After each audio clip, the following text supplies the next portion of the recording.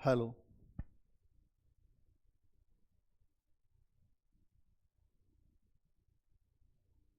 Hello hello.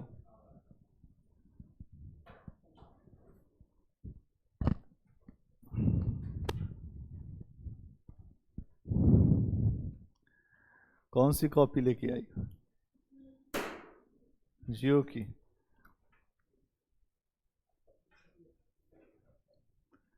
जियो और जीने दो।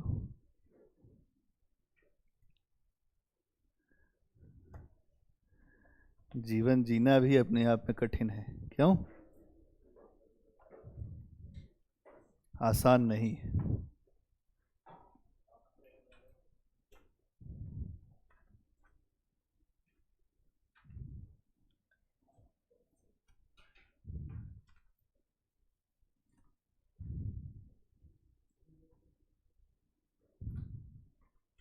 कल कहाँ तक हो गया था? दूसरा चरण जो शुरू हो गया था उसमें नौजवान सभा आपने समझ भी लिया था, आपने कुछ लिखा नहीं था ना, कुछ भी। दूसरे चरण में कुछ भी लिखा नहीं था। तो क्रांतिकारी आंदोलन,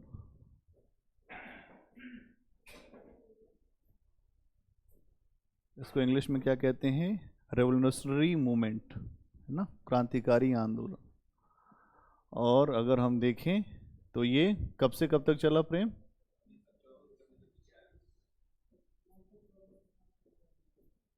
तक चला।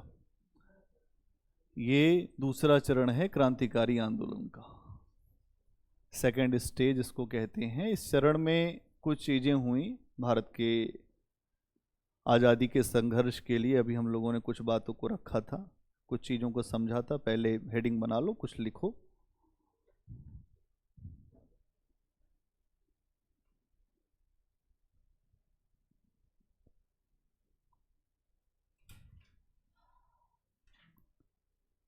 पहला पॉइंट बनाओ। फरवरी 1922 में, फरवरी 1922 में चौरी चौरा हत्याकांड के बाद, चौरी चौरा हत्याकांड के बाद महात्मा गांधी ने, चौरी चौरा हत्याकांड के बाद महात्मा गांधी ने असहयोग आंदोलन वापस ले लिया। जो चीज़ें समझ में नहीं आएंगी उसको अंडरलाइन कर लेंगे, बाद में जब हम चर्चा करेंगे तो हम बता देंगे। असहयोग आंदोलन वापस ले लिया। इससे देश के युवा बहुत निराश हुए, इससे देश के युवा बहुत निराश हुए।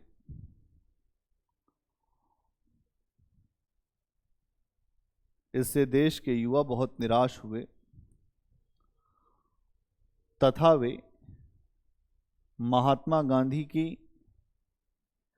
अहिंसा वाली रणनीति से दूर हटने लगे, तथा वे महात्मा गांधी की अहिंसा वाली रणनीति से दूर हटने लगे।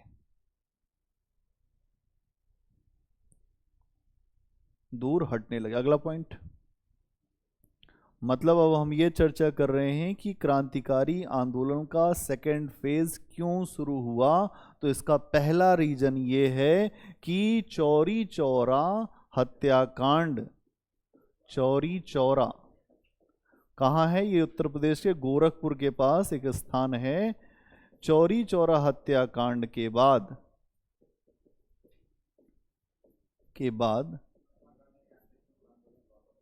महात्मा गांधी जी ने असहयोग आंदोलन वापस लिया। आंदोलन वापस लेना पहला रीजन तो ये है, इसलिए ये मूवमेंट शुरू हुआ। पहला रीजन तो ये है। दूसरा रीजन क्या है? आगे आओ आप देखिए, फिर आगे क्या हुआ, अगला पॉइंट बनाओ। अधिकांश युवाओं का मानना था, अगला पॉइंट, अधिकांश युवाओं का मानना था आजादी केवल, अधिकांश युवाओं का मानना था आजादी केवल उग्र रणनीति और हिंसा के साधनों से ही मिल सकती है। आजादी केवल उग्र रणनीति और हिंसा के साधनों से ही मिल सकती है। आजादी केवल उग्र रणनीति और हिंसा के साधनों से ही मिल सकती है।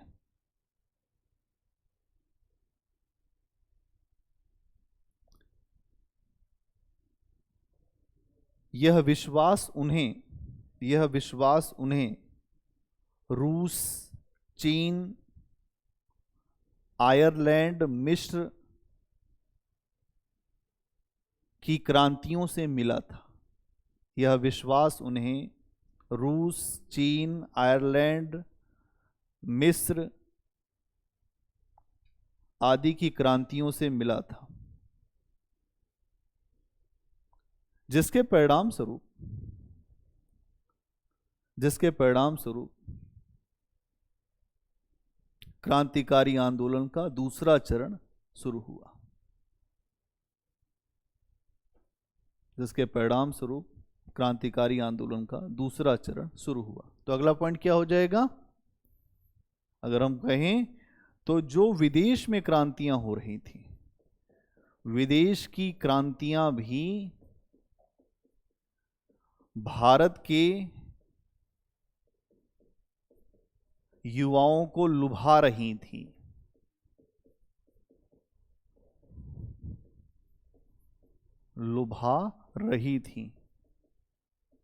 जैसे रूस, चीन, मिस्र, आयरलैंड आदि।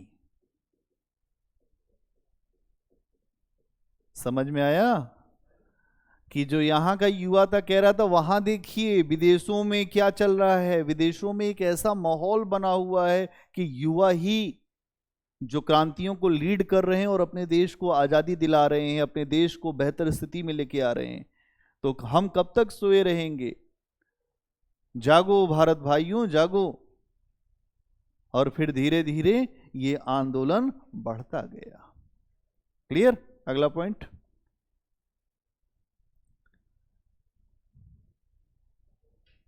इस चरण के नेताओं में राम प्रसाद बिस्मिल,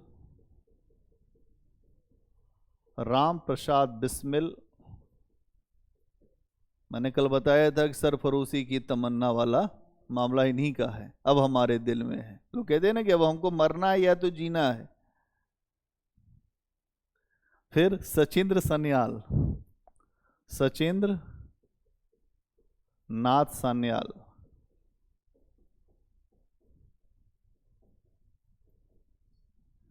सान्याल, हाँ, मास्टर सूर्यसेन, ये सारे नेता थे इस चरण के, है ना। ये जो सेकंड फेज है इस चरण के नेता है मास्टर सूर्यसेन और चंद्रशेखर आजाद।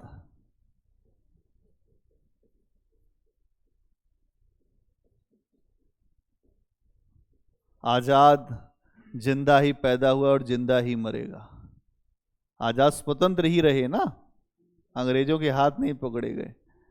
हमेशा आप देखते होंगे कि लोग अक्सर जो चंद्रशेखर आजाद की फोटो लगा लेते हैं, भगत सिंह फोटो लगा लेते हैं। आजकल देखिए जो पंजाब की राजनीति इसी नाम पे चल रही, भगत सिंह फोटो आजकल वहां पे लगाई जाती है कि शहीद आजम कहलाते हैं। ठीक है।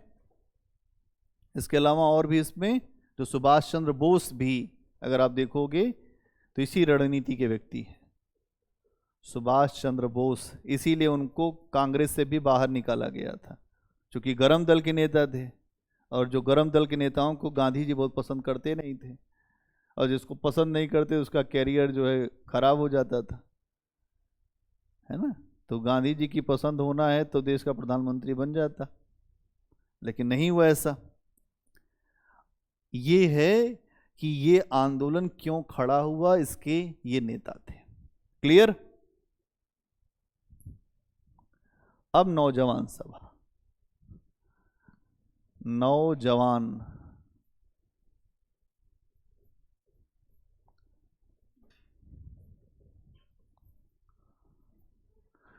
अब ये नौजवान सभा क्या है? इस दूसरे चरण में पहली ऐसी संस्था है जो भारत में क्रांतिकारी आंदोलन को बढ़ाएगी।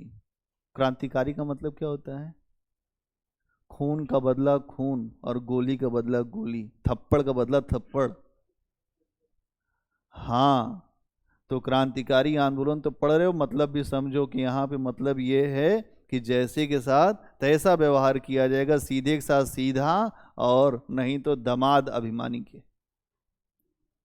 हाँ, नहीं तो उंगली टेढ़ी करनी पड़ती है, फिर आदमी सब समझता नहीं बात को। तो आज के समय लड़कियों को तो एकदम ये सब एकदम काम करना चाहिए, नहीं? और लड़कों को भी करना चाहिए। जो गलत हो तो गलत कहो, सही हो तो सही करो। अब लिखो इसमें नौजवान सभा में एक दो पॉइंट। इस सभा की स्थापना स्थापना भगत सिंह, इस सभा की स्थापना भगत सिंह, छविदास, इस सभा की स्थापना भगत सिंह, छविदास और यशपाल के द्वारा की गई थी। हाँ, यशपाल के द्वारा की गई थी। ठीक है, यशपाल के द्वारा की गई थी। कब की गई थी? तो 1926 में की गई थी। कब की गई थी? 1926 में की गई थी। कहाँ की गई थी? पंजाब में की गई थी। ठीक है, अगला पॉइंट। इस सभा का उद्देश्य नौजवानों के अंदर देशभक्ति की भावना भरना, नौजवानों में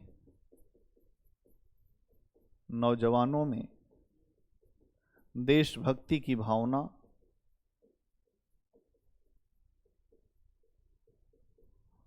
भरना, मजदूरों और किसानों का राज स्थापित करना। और क्या था? मजदूरों और किसानों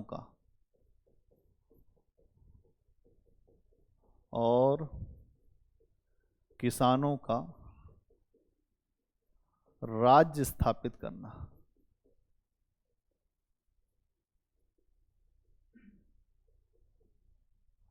मजदूरों और किसानों का राज्य स्थापित करना,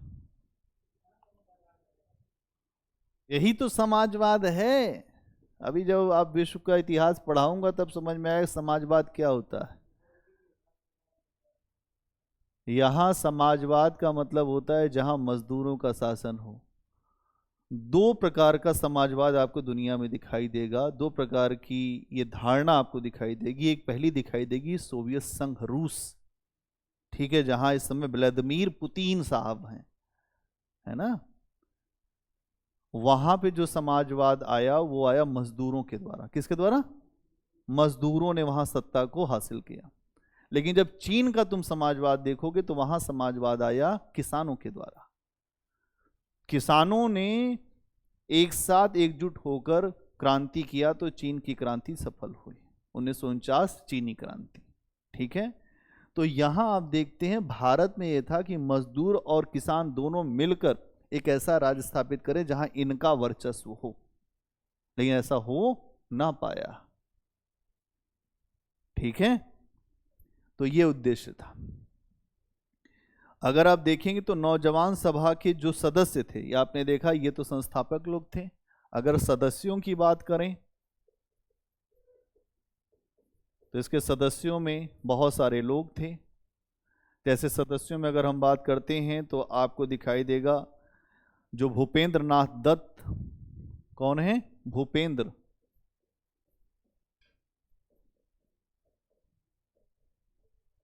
ठीक है, भूपेंद्र नाथ दत्त। इसके अलावा अगर आप देखो तो आपको दिखाई देंगे अमृत डांगे, अमृत डांगे, अमृत डांगे। फिर आपको दिखाई देंगे चंद्रशेखर आजाद,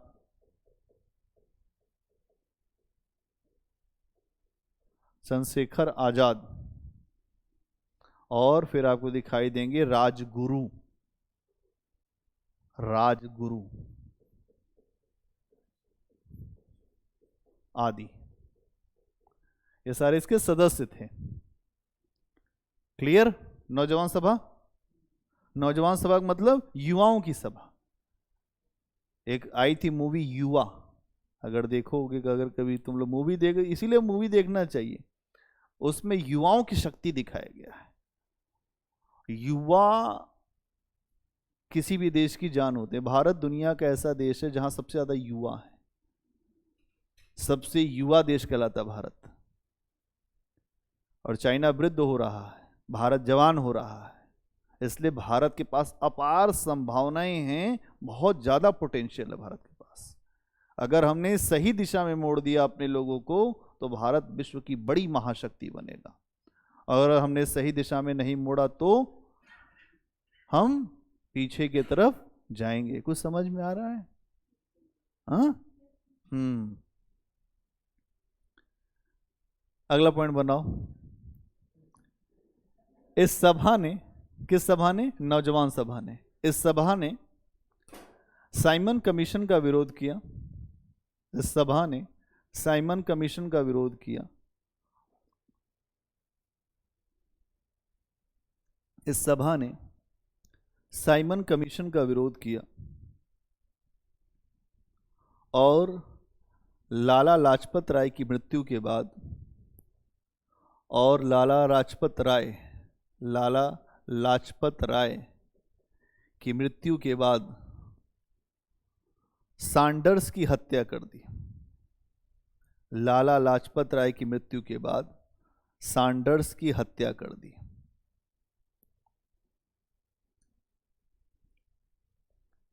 तो किसने हत्या कराई थी? नौजवान सभा ने।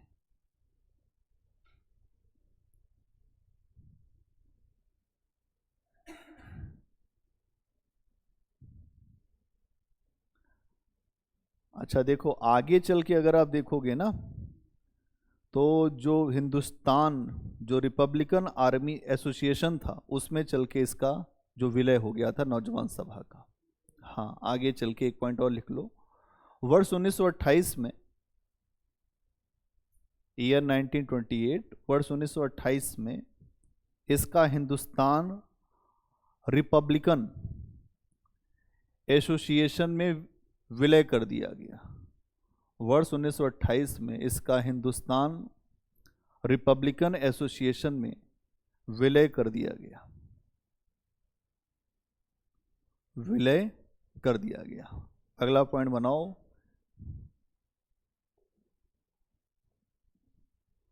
हिंदुस्तान रिपब्लिकन एसोसिएशन में विलय कर दिया गया।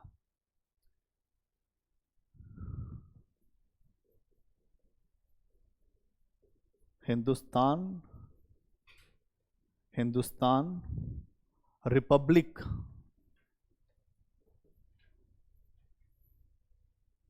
एसोसिएशन,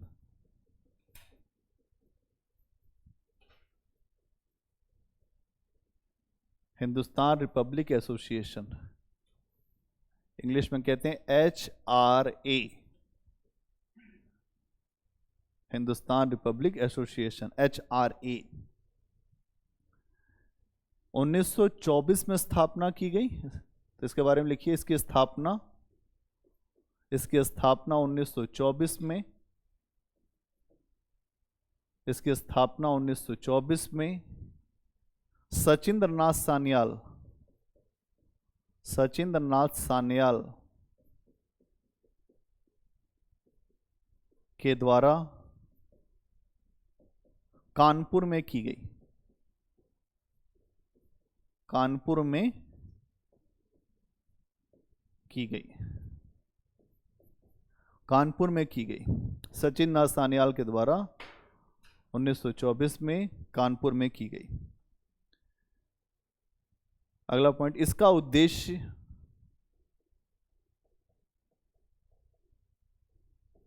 ऐसे ही हमको पढ़ना चाहिए, जैसे मैं फ्रेम कर रहा हूं ऐसे ही पढ़ना चाहिए, तो आपके दिमाग में तुरंत बैठता चला जाएगा।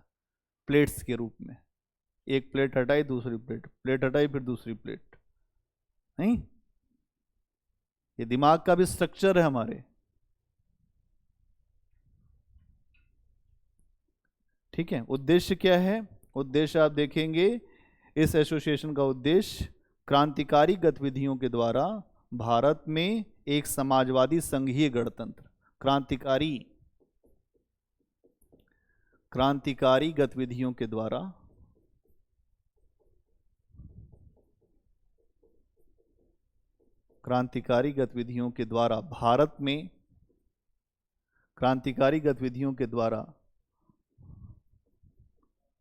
भारत में एक समाजवादी संघीय गणतंत्र स्थापित करना। भारत में एक समाजवादी संघीय गणतंत्र स्थापित करना।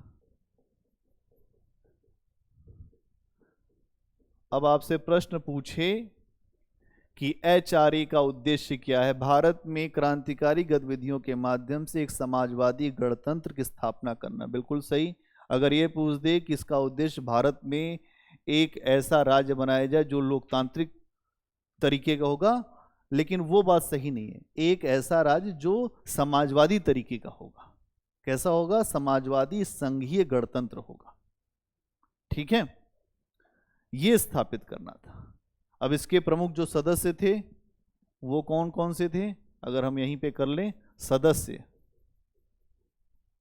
तो इसके सदस्यों में अगर हम देखें तो सदस्यों में राम प्रसाद बिस्मिल, योगेश चंद्र, राम प्रसाद बिस्मिल, योगेश चंद्र, ठीक है, योगेश चंद्र, अशफाक उल्ला खान,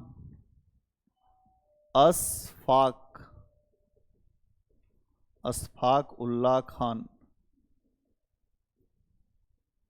ठीक है, योगेश चंद्र, योगेश, भगत सिंह, चंद्रशेखर आजाद,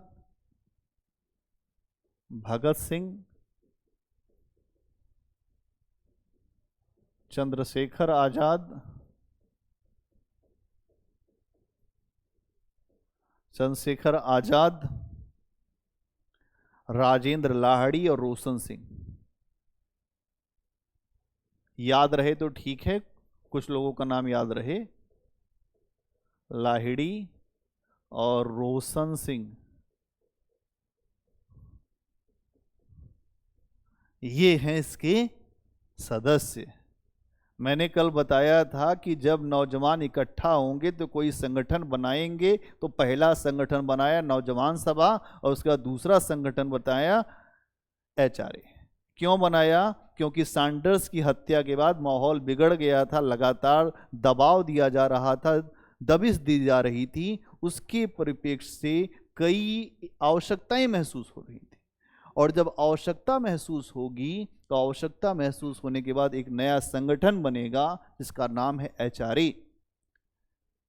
ये एचआरए भारत को एक ऐसा राज्य बनाना चाहता था जो समाजवादी होगा। समाजवाद का मतलब क्या होता है? जहां सब बराबरी पे सबको मिलेगा।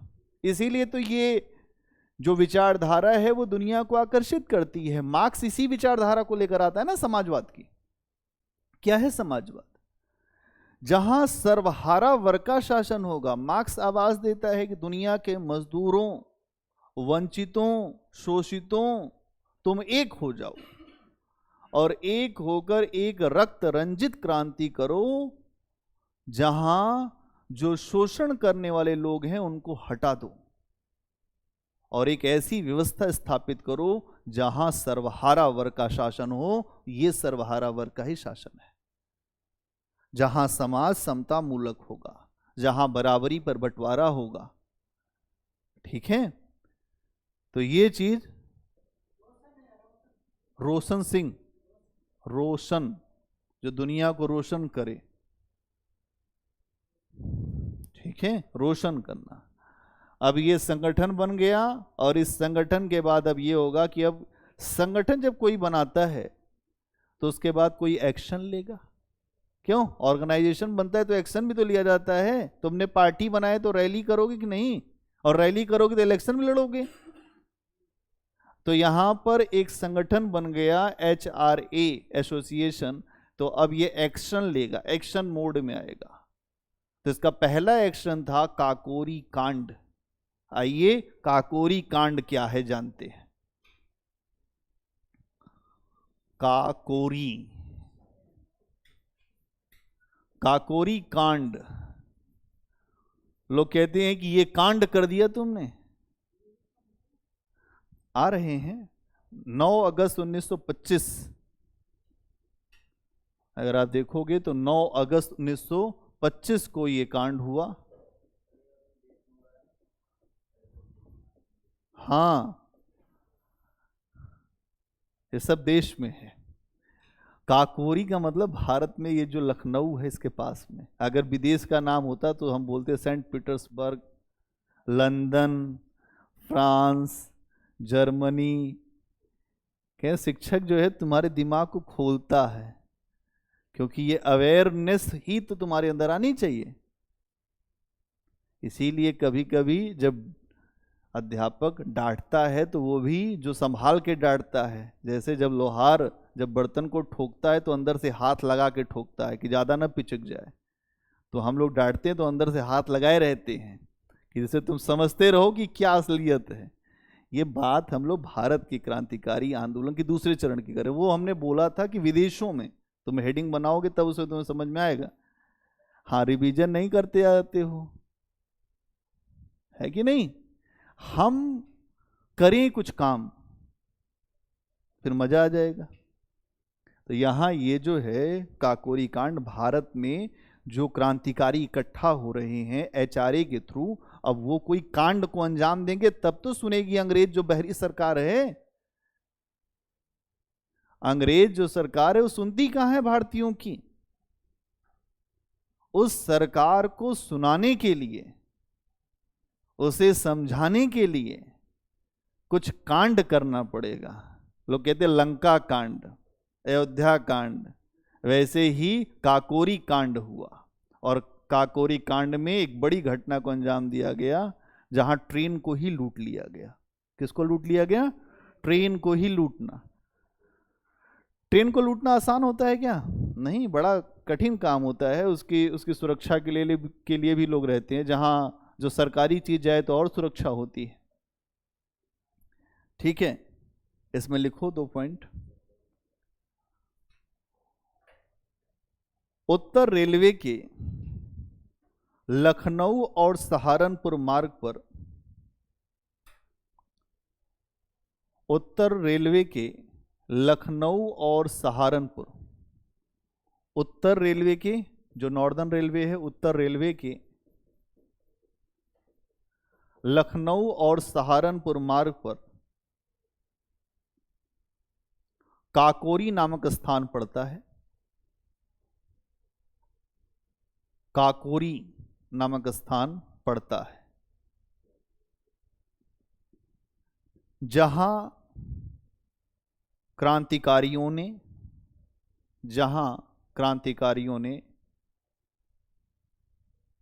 लखनऊ पैसेंजर ट्रेन, जहां क्रांतिकारियों ने लखनऊ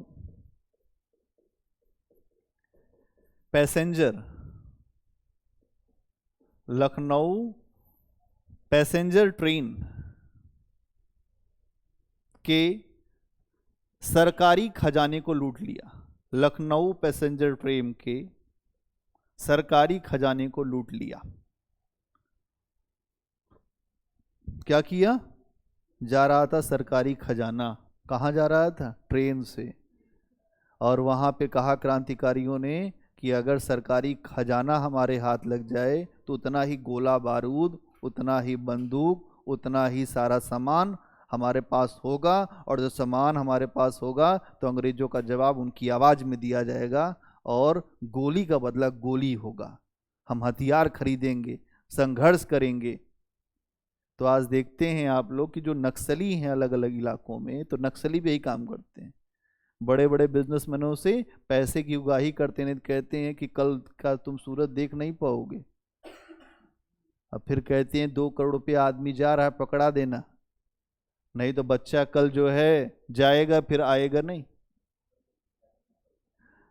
नहीं वो करते हैं सबके अपने अपने, जो अलग से बताऊंगा नक्सल मूवमेंट बताऊंगा, उसके लिए पूरा बताना पड़ेगा कि वो जैसे अपने देश में कुछ लोग आदिवासी जो वंचित समुदाय से हैं वो मुख्य धारा में नहीं आए, उनका विकास नहीं हुआ, और जब विकास नहीं हुआ तो उनको लगा कि देश आज़ाद होने के बाद भी हमें कुछ मिला नहीं, और जब हमें कुछ नहीं मिला तो असंतोष था।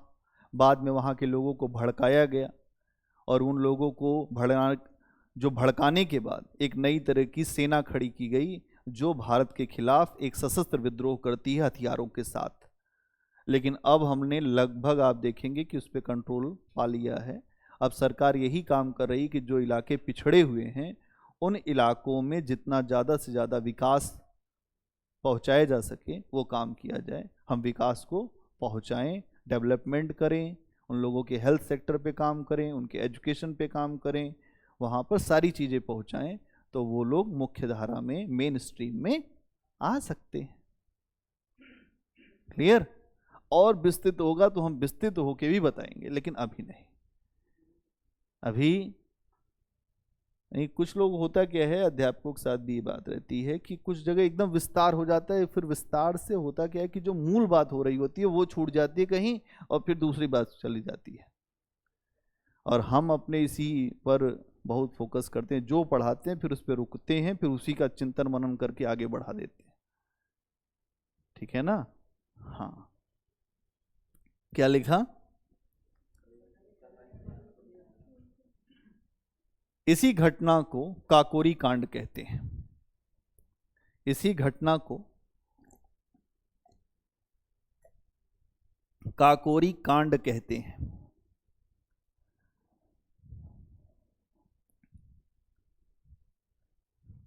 इस घटना के बाद 29 क्रांतिकारियों को गिरफ्तार किया गया। इस घटना के बाद 29 क्रांतिकारियों को गिरफ्तार किया गया। गिरफ्तार किया गया, जिसमें से 4 को फांसी चढ़ा दिया गया। अब घटना किया गया है, अंग्रेज हैं, अंग्रेज वैसे भी खतरनाक थे, केवल उनका चेहरा गोरा था, अंदर से बहुत काले थे। 29 लोगों को गिरफ्तार किया गया, जिसमें से 4 को फांसी चढ़ा दी गई। वहीं ब्रैकेट में लिख दो राजेंद्र लाहिड़ी। कौन कौन फांसी चढ़ाए गए? अभी तक आप लोगों ने उनका कुछ नाम भी लिखा था ऊपर। राजेंद्र लाहिड़ी, राम प्रसाद बिस्मिल, वहीं ब्रैकेट में लिख दो, इन लोगों को फांसी चढ़ाया गया था। क्योंकि ऐसा भी प्रश्न आ सकता है कि HRA के कौन से ऐसे सदस्य हैं जिनको काकोरी कांड के बाद फांसी चढ़ा दिया गया था? तो 4 सदस्य हैं, राजेंद्र लाहिड़ी, रोशन सिंह, राम प्रसाद बिस्मिल और अशफाक उल्लाह खान। ये 4 हमारे महान क्रांतिकारी जिनको इस घटना के बाद फांसी चढ़ा दिया गया। ये सोना अपने लिए थोड़ा लूटे थे, ये सोना जो है देश के लिए एक संघर्ष करने के लिए लूटा था ना इन्होंने, कि अंग्रेजों को बताया जाए कि हम केवल बैठे नहीं है तो हमारे ऊपर शासन कर रहे हो, हमें तुम्हारा शासन बर्दाश्त नहीं है, हम तुम्हारे शासन को झेल नहीं सकते, हमें उसको हटाना पड़ेगा और इसके लिए हम डू और डाई कुछ भी कर सकते हैं। करो या मरो, अब कुछ भी होगा, अब रण बड़ा भीषण होगा, वही होगा कर्ण वाला, पीछे नहीं हटना है। अब जब नाव को छोड़ दिया तो धार क्या मझधार क्या, अब मझधार में या तो डूब जाएंगे या तो पार होंगे। तो भगत सिंह ने यह भी कहा था कि हम आज़ादी नहीं देख पाएंगे, आज़ादी हमारे मरने के बाद ही मिलेगी, लेकिन आज़ादी के लिए हम कुछ दे जरूर जाएंगे देशवासियों को। आज जो आप यहां आराम से बैठे हैं उनकी कुर्बानी है।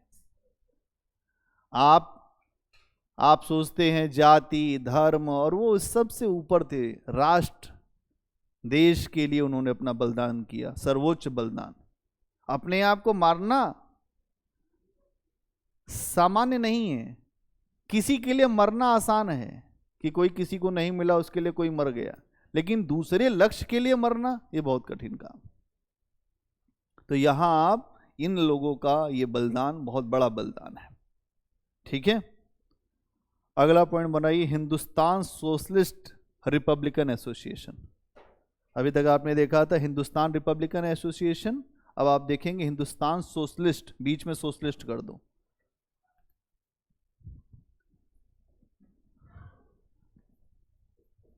हिंदुस्तान सोशलिस्ट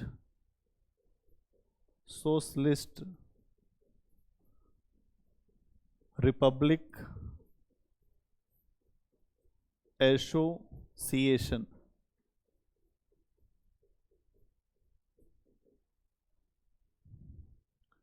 जिसको क्या कहेंगे, HSRA,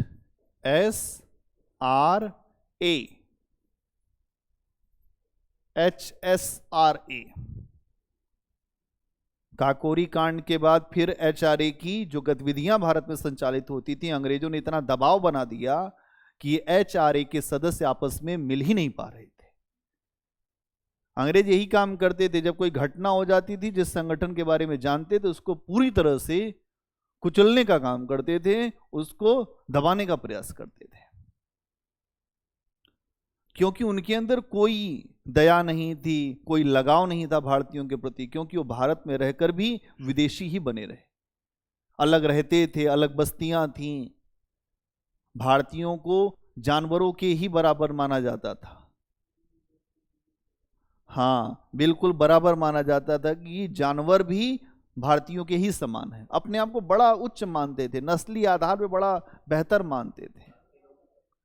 भारत के लोगों को बड़ा नीचे मानते थे, कहते थे तुम जंगली हो, बर्बर हो, जंगल में रहते हो, तुमको कुछ नहीं पता, तुम्हारा देश जो है यहाँ पर केवल जो बीन बजाने वाले लोग रहते हैं, ऐसा देश है ये, यहाँ कुछ है ही नहीं।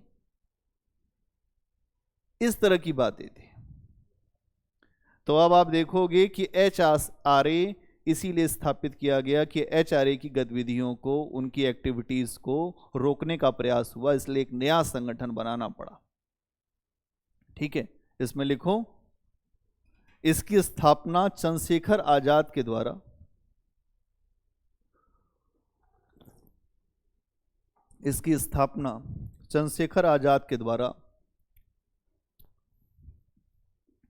चंद्रशेखर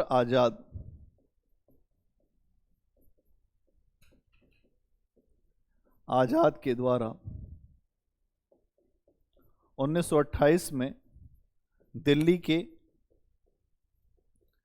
फिरोज शाह कोटला मैदान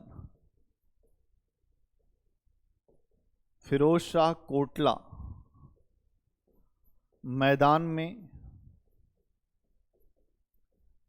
की गई थी। फिरोज शाह कोटला मैदान में की गई थी।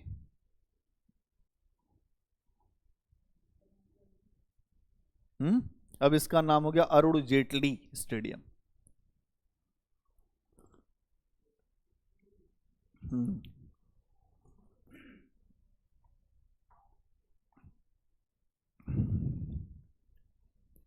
अब इसका उद्देश्य क्या है? उद्देश्य वही होगा समान। वो संस्था अंग्रेजों के दबाव में थी, तो एक नई संस्था की आवश्यकता पड़ी। उद्देश्य क्या है इसका?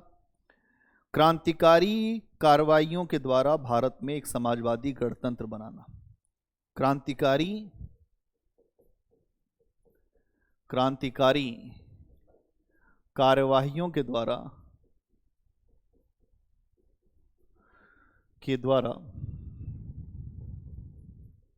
भारत में समाजवादी गणतंत्र,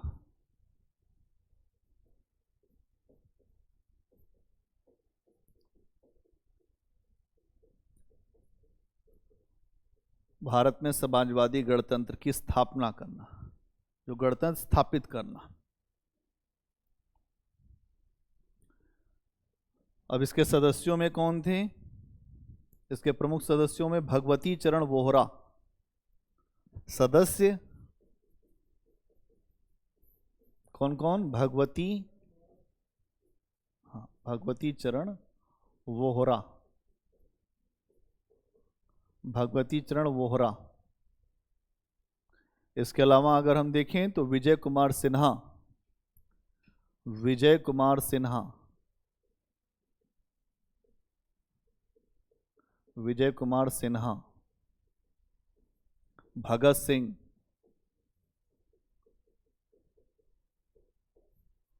ठीक है, विजय कुमार सिन्हा, विजय कुमार सिन्हा, भगत सिंह, जयदेव कपूर, जयदेव कपूर। इसके अलावा जयदेव कपूर के अलावा शिव वर्मा और सुखदेव, शिव वर्मा, सुखदेव आदि।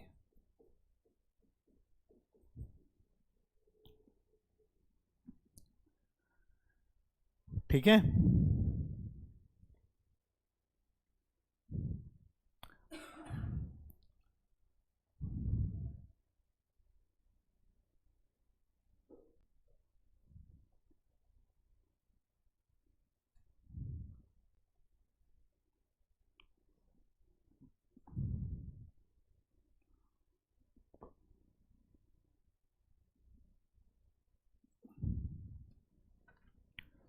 ठीक है। अगला पॉइंट बनाइए, सैंडर्स हत्याकांड।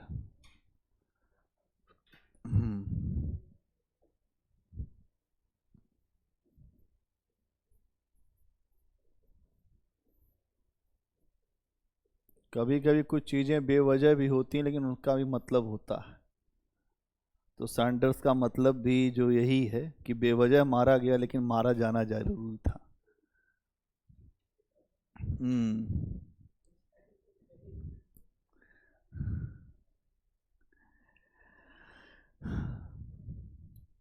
देखिए इसमें HSRA, HSRA Hindustan socialist Republican association, HSRA के क्रांतिकारियों ने,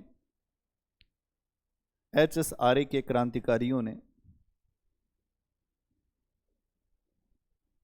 लाला लाजपत राय की हत्या का, लाला लाजपत राय की हत्या का बदला लेने के लिए, हत्या का बदला लेने के लिए लाहौर के पुलिस अधिकारी, लाहौर के पुलिस अधिकारी सैंडर्स को गोली मार दी।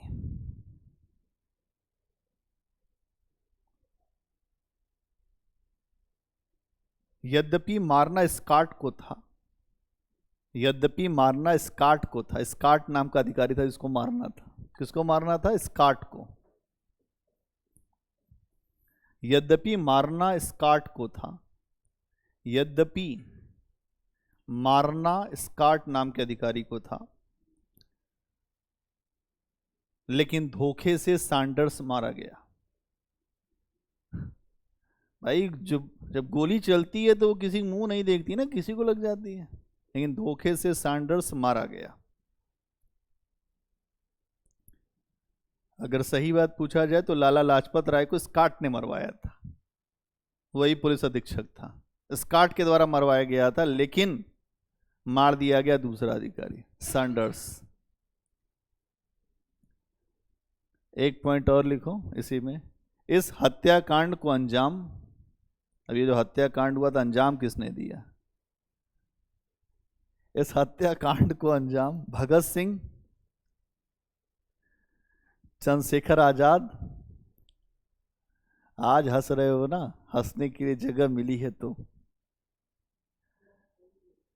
इस हत्याकांड को अंजाम भगत सिंह, चंद्रशेखर आजाद, जयगोपाल, राजगुरु और सुखदेव आदि ने दिया था।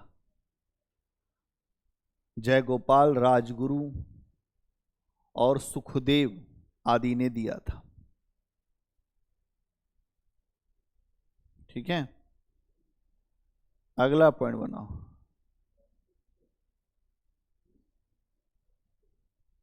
अगला पॉइंट बनाओ, केंद्रीय विधानसभा बम कांड या असेंबली बम कांड।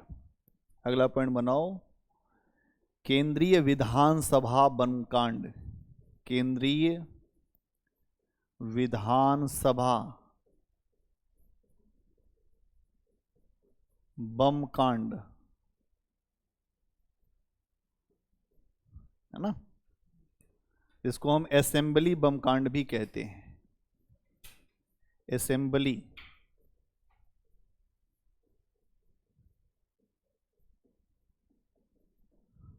ठीक है, असेंबली बम कांड। इसके बारे में कल मैं समझाया था कि असेंबली जो बम कांड था, इस पे हम लोगों ने वो भी देखा था, एक वीडियो भी, कि असेंबली बम कांड किसी को मारने के लिए नहीं हुआ था। मारने के लिए होता तो मार देते किसी स्पीकर को, लेकिन बहरे जो अंग्रेज सरकार है, जो बहरी है, उसके कान में कुछ जाता नहीं है। इसलिए भगत सिंह ने कहा कि हम अंग्रेजों के कान में आवाज पहुंचाएंगे, असेंबली में जाके बम फोड़ेंगे। और उसी लिए ये बम कांड किया गया। लिखिए इसमें, HSRA की यह सबसे प्रमुख घटना है।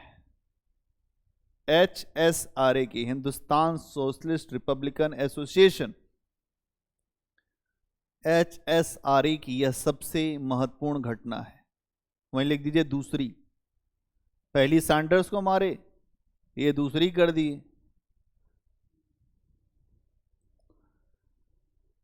अगला पॉइंट लिखिए, 8 अप्रैल 1929 को, 8 अप्रैल 1929 को, 8 अप्रैल 1929, 1929 को भगत सिंह, बुटकेश्वर दत्त, भगत सिंह बुटकेश्वर दत्त,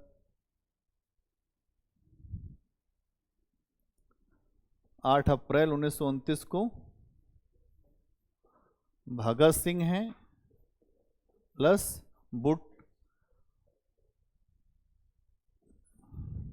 बुटकेश्वर, भगत सिंह प्लस बुटकेश्वर दत्त के द्वारा केंद्रीय विधानसभा में उस समय बमबाजी की गई। केंद्रीय विधानसभा में उस समय बमबाजी की गई जब ट्रेड डिस्प्यूट बिल पर चर्चा हो रही थी। Trade dispute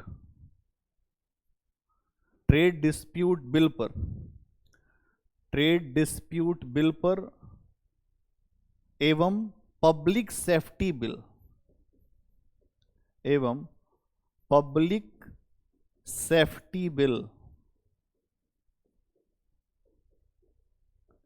trade dispute bill और पब्लिक सेफ्टी बिल पर चर्चा हो रही थी। उसी समय बमबाजी की गई।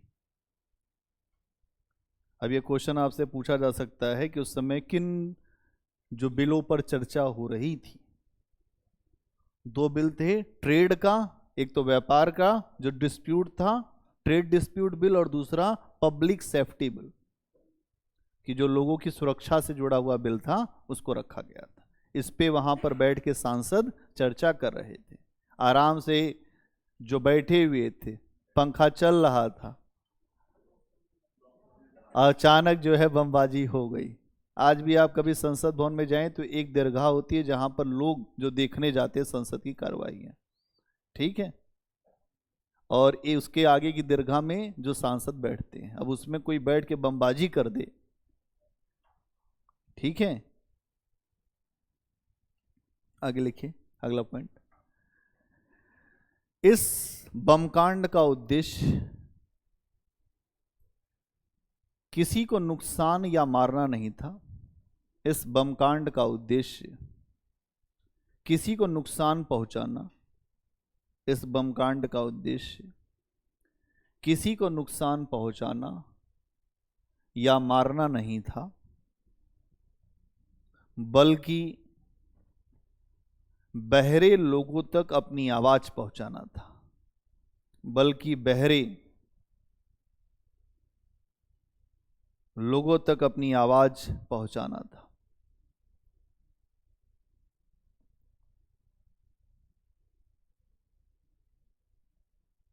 इसी बमकांड के समय सबसे पहले इसी बमकांड के समय सबसे पहले भगत सिंह ने इंकलाब जिंदाबाद का नारा दिया था। इसी बमकांड में सबसे पहले भगत सिंह ने इंकलाब, कौन सा कलाब? इंकलाब जिंदाबाद, इंकलाब जिंदाबाद का नारा दिया और स्वेच्छा से अपनी गिरफ्तारी दे दी। इंकलाब जिंदाबाद का नारा दिया और स्वेच्छा से अपनी गिरफ्तारी दे दी।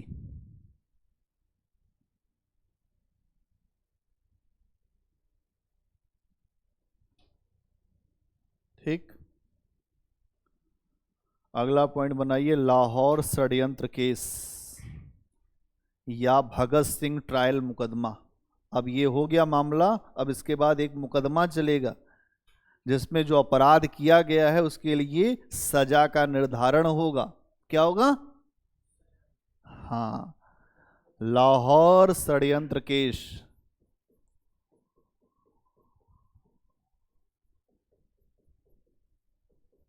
या Bhagat Singh trial case, Bhagat Singh trial case इसको कहते हैं। ये 1929 में ये मुकदमा चला, 1929 में ये मुकदमा चला।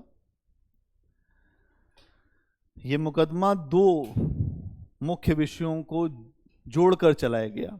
पहला, असेंबली बम कांड। हाँ, दो मुकदमे यहाँ पे दो हिस्से थे, एक तो सैंडर्स हत्याकांड और दूसरा विषय था इसमें असेंबली या केंद्रीय विधानसभा, केंद्रीय विधानसभा बम कांड। दो मुद्दे यहां पर साथ चल रहे थे, दो मुद्दों को लेकर यहां पर मामला था। ठीक है,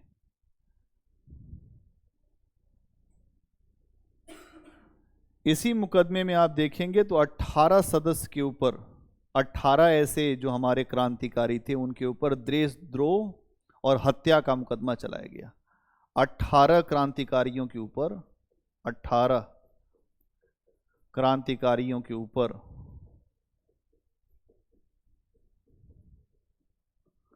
क्या मामला था? देशद्रोह। देशद्रोह बहुत बड़ी बात होती है।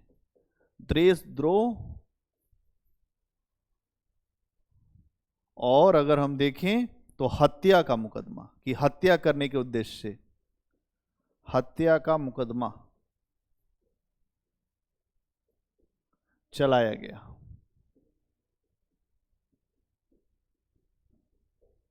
हत्या का मुकदमा चलाया गया कि हत्या किया। ठीक है, अगला पॉइंट बनाइए, जेल में इन क्रांतिकारियों के साथ, अगला पॉइंट बनाओ, जेल में इन क्रांतिकारियों के साथ, ये जो 18 लोग जो पकड़े गए, जेल में इन क्रांतिकारियों के साथ बड़ा अमानवीय व्यवहार किया गया, बड़ा अमानवीय व्यवहार किया गया, जिसके परिणाम स्वरूप क्रांतिकारियों के द्वारा, जिसके परिणाम स्वरूप क्रांतिकारियों के द्वारा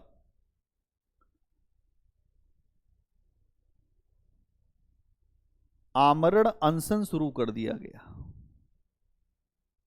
आमरण अनशन मतलब भूख हड़ताल। आमरण, जब तक मरेंगे नहीं तब तक भोजन नहीं करेंगे। आमरण अनशन शुरू किया गया। आज के समय में लोग ये करते हैं, लेकिन पहले ही जूस पी लेते हैं। नहीं, शुरू करते हैं, आप देखते होंगे रैली लगाते हैं, हम जब तक नहीं हटेंगे तब तक मांग नहीं मानी जाएगी। लेकिन उस समय का माहौल कुछ और था। ठीक है, आमरण अनशन शुरू किया गया। इन्हीं क्रांतिकारियों में से जतिन दास भी शामिल थे। इन्हीं क्रांतिकारियों में से जतिन दास, अंडरलाइन कर देना, जतिन दास, जतिन दास भी शामिल थे, जिन्होंने 64 दिन 64 डेज, जिन्होंने 64 दिन की भूख हड़ताल के बाद अपने प्राण त्याग दिए। यहां आदमी 6 दिन बिना भोजन रहे तो उसको हर चीज हो जाएगी। 64 दिन की भूख हड़ताल के बाद अपने प्राण त्याग दिए। अगला पॉइंट इसी में ही, वर्ष 1930 में लाहौर षड्यंत्र केस का फैसला आया। वर्ष 1930 में लाहौर षड्यंत्र केस का फैसला आया, जिसमें भगत सिंह, राजगुरु और सुखदेव को फांसी दे दी गई। अब यह भी पूछा जाता है कि किसको फांसी हुई थी, जिसमें भगत सिंह, राजगुरु और सुखदेव को फांसी दे दी गई। और इन्हें 23 मार्च 1931 में, और इन्हें 23 मार्च 1931 में फांसी चढ़ा दिया गया। और इन्हें 23 मार्च 1931 में फांसी चढ़ा दिया गया।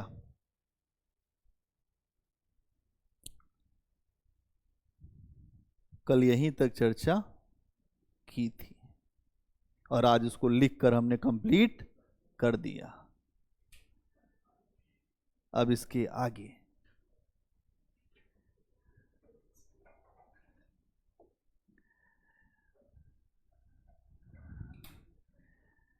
हाथ दुख गया,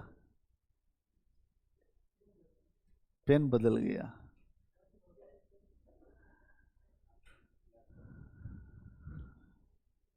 अगला पॉइंट बनाओ, Indian Republican army. Indian Republic army, कुछ लिखना नहीं है, बस आपको समझ लो। इंडियन रिपब्लिक आर्मी अब एक ऐसी आर्मी बनेगी जो भारतीय लोगों से, जो रिपब्लिक मतलब क्या होता है, लोग, इंडियन का मतलब भारतीय, भारतीय लोगों से एक आर्मी बनाई जाएगी। आर्मी मतलब एक सशस्त्र सेना जिनके पास हथियार होगा और वो भारत के लिए संघर्ष करेगी। अब इस आर्मी में कुछ लड़कियां भी शामिल होंगी। अब आइए देखिए कि भारत की वीरांगनाएं किस तरीके से लड़ाई लड़ती हैं। ठीक, अब देखो, ये जो इंडियन रिपब्लिक आर्मी है, इसकी स्थापना 1930 में की गई। एक व्यक्ति थे अध्यापक। अध्यापक बहुत खतरनाक होते हैं, अच्छे हो तो ठीक, और ज्यादा अच्छे हो तो और भी खतरनाक हो जाता है। हाँ, तो यहां ये जो अध्यापक थे उनका नाम था मास्टर सूर्यसेन। क्या नाम था? मास्टर सूर्यसेन। और उनके बहुत सारे विद्यार्थी थे। 1930 में मास्टर सूर्यसेन, जो उस समय भारत में एक हिस्सा था चटगांव, जो अभी आप देखेंगे तो बांग्लादेश का बड़ा जो बंदरगाह है, लेकिन पहले वो हमारे जो बंगाल का हिस्सा था, तो वहीं पर मास्टर सूर्यसेन, जिनको दा साहब या मास्टर दा कहते थे, मास्टर दा, हाँ मास्टर दा इनको कहते थे, इन्होंने एक संस्थान स्थापित किया जिसको इंडियन रिपब्लिक आर्मी कहते हैं 1930 में। कहाँ स्थापित किया? तो चटगांव में स्थापित किया। ठीक, अब उद्देश्य क्या था इनका? जैसा उद्देश्य होता है क्रांतिकारियों का, भारत से ब्रिटिश सत्ता को उखाड़ के फेंक देना। जैसे जो पेड़ लगा है भारत में अंग्रेजों का, उस पेड़ को उखाड़ के फेंक देना वापस। इसके लिए इन्होंने एक रणनीति अपनाई कि अपने आप को संगठित किया जाए, अपने आप को ऑर्गेनाइज किया जाए, सबको ट्रेंड किया जाए और फिर अंग्रेजों के खिलाफ विद्रोह का बिगुल फूंक दिया जाए। विद्रोह तभी तो हो सकता है जब आपके पास शक्ति हो। पता चले आपके पास आदमी ही नहीं है, आप लड़ने चले गए तो पहले ही राउंड शहीद हो गया, कुछ कोई बचा ही नहीं, सारे मोती शहीद हो गए। अब अकेला मोती कोई बचा, वो क्या कर लेगा? नहीं। तो इन्होंने ये किया कि कुछ स्थान, जैसे चटगांव एक स्थान है वहीं पे बंगाल में, जिसका नाम है मेमन सिंह, बारीसाल, यहां पर जहां जहां अंग्रेज थे, कहां कहां? चटगांव, ठीक है, चटगांव में, बारीसाल और मेमन सिंह, ये स्थान है सारे, ये सारे स्थान हैं। कहां के स्थान है? बंगाल के। यह संस्थान कब बना? 1930 में। किसने बनाया? मास्टर सूर्यसेन ने। किसने बनाया? क्या उद्देश्य था? कि अंग्रेजों को उखाड़ फेंको, जो ब्रिटिशर्स हैं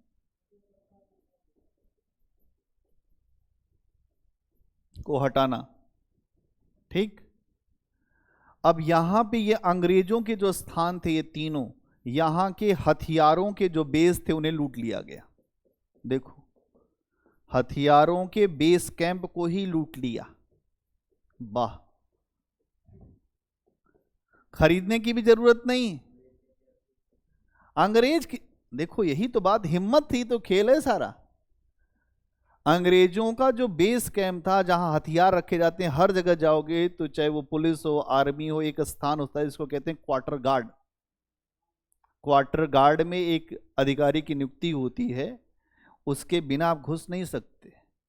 क्वार्टर गार्ड में ही सारे असलहे जमा होते हैं, और फिर जब आप जाते हैं ड्यूटी पे तो असलहे मिलते हैं, फिर जमा करना पड़ता। असलहा अगर गायब हो गया, हथियार आपसे गायब हो गया, नौकरी पे चली जाएगी और जेल अलग जाओगे।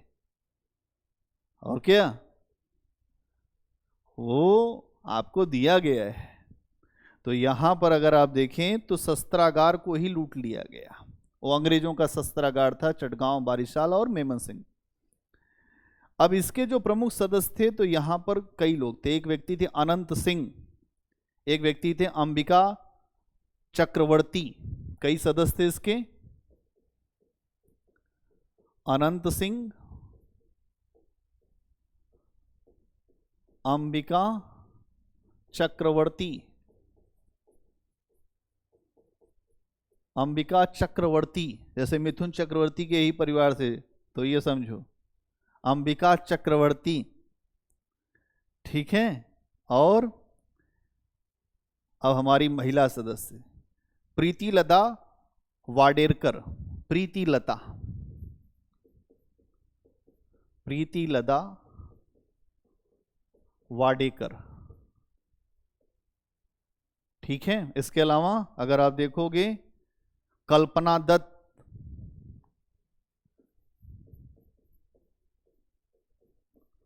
कल्पना दत्त, फकीर अहमद,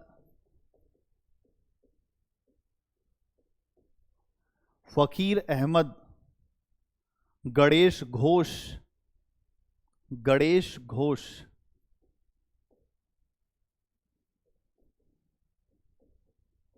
है ना, गणेश घोष।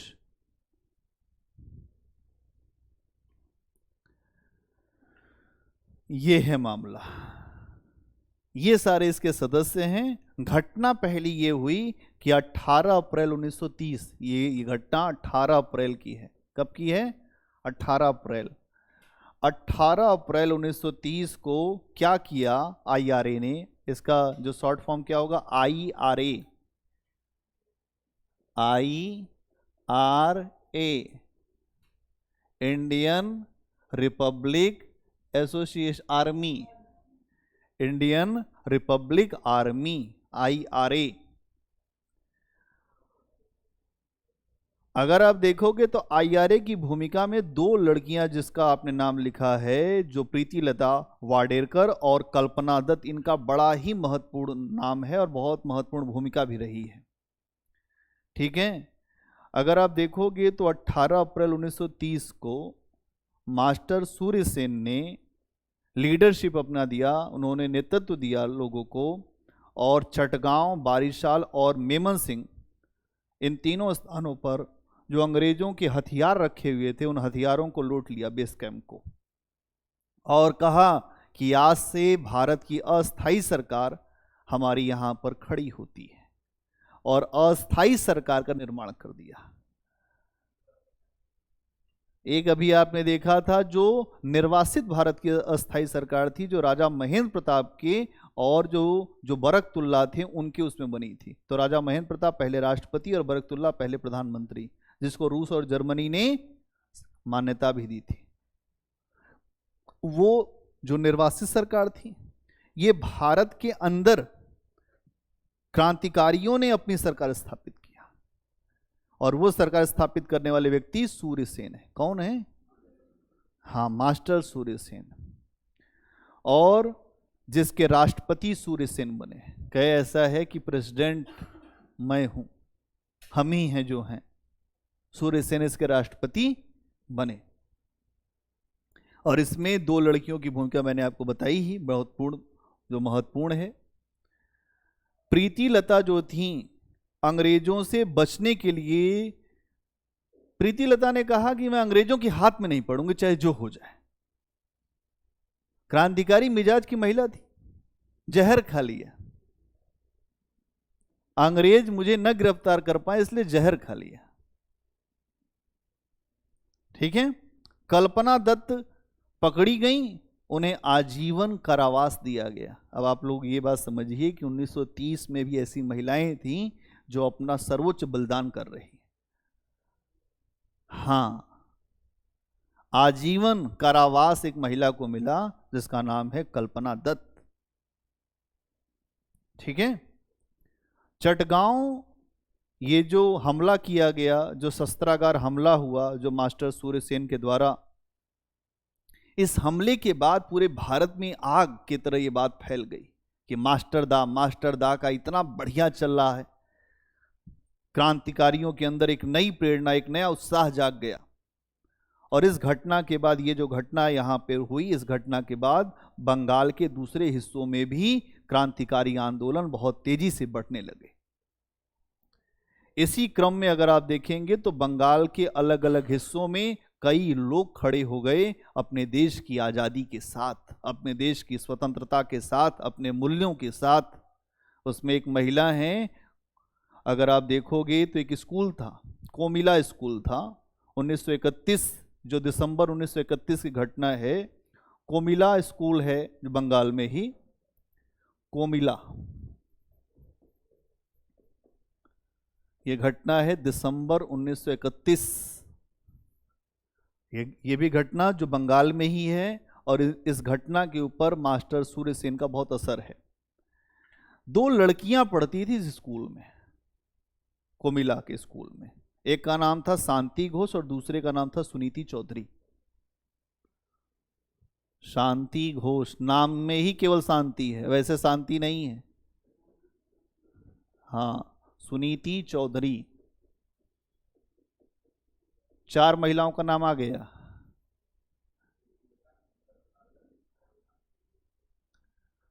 ठीक है, यहां पर आए थे डीएम साहब इनके स्कूल में किसी कार्यक्रम में। इन दोनों छात्राओं को अचानक क्या हुआ, इन दोनों छात्राओं ने निकाला पिस्टल और गोली मार दी, और मारकर हत्या कर दिया डीएम की। डीएम की हत्या कर दिया कोमिला स्कूल की 2 छात्राओं ने। वीरांगनाएं थी, ये भारत ऐसे ही थोड़ो नहीं है रानी लक्ष्मीबाई का ही केवल नाम है, और भी रानी लक्ष्मीबाई हुई है। ठीक है। अब ये घटना पूरी बहुत तेजी से फैल रही थी कि मास्टर जो सूर्यसेन ने एक बहुत अच्छा कदम उठाया, उसको देखते हुए पूरे बंगाल में अलग अलग हिस्सों में उत्साही लोग बढ़ रहे थे, और ये उत्साह अंग्रेजों के लिए खतरनाक था। ये अंग्रेजों को दहलाने के लिए बड़ा ही जरूरी था। दहल रहे थे अंग्रेज की, बताओ, लड़कियां भी अब मारने लग गई यहां की। फिर उसके बाद एक घटना और हुई फरवरी 1932 में। कब घटना हुई? फरवरी 1932। ये घटना तो 1930 की है, लेकिन इस घटना के बाद धीरे धीरे पूरे बंगाल में ये बातें फैलने लगी।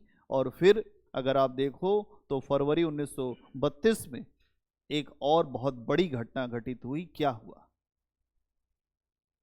कलकत्ता विश्वविद्यालय की घटना है ये। कलकत्ता विश्वविद्यालय में दीक्षांत समारोह चल रहा था। दीक्षांत समारोह, जब आप अपना कोर्स पूरा कर लेते हैं, जो आपकी डिग्री मिलती है, उसको दीक्षांत समारोह कहते हैं। ठीक है। तो दीक्षांत समारोह चल रहा था। उस समारोह में एक महिला है जिनका नाम है बीना दास। क्या नाम है? बीना दास। दीक्षांत समारोह था।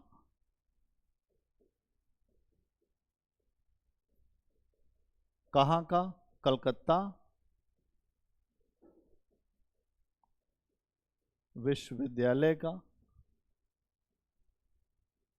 कलकत्ता विश्वविद्यालय का दीक्षांत समारोह चल रहा था, जहां पर बीना दास ने बहुत बड़ा काम किया। बंगाल के गवर्नर को ही गोली मार दी। बंगाल के गवर्नर को, अपनी डिग्री ले रही थी, डिग्री लेते हुए ही बंगाल के गवर्नर को गोली मार दी। बंगाल के गवर्नर को गोली मार दी।